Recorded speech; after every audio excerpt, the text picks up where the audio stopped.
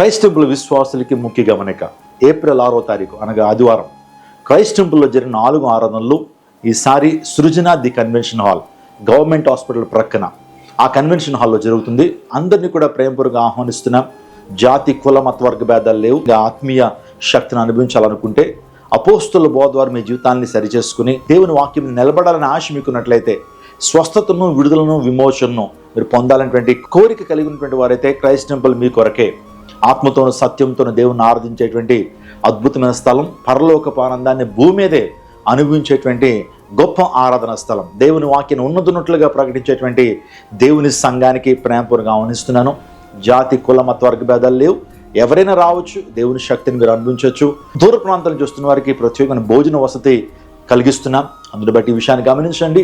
మరియు వివరాలకే 8886000999కి కాల్ చేయండి. రండి, మనందరం కూడా దేవుణ్ణి ఆరాధిద్దాం.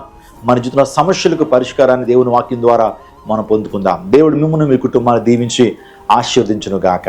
ఆమేన్.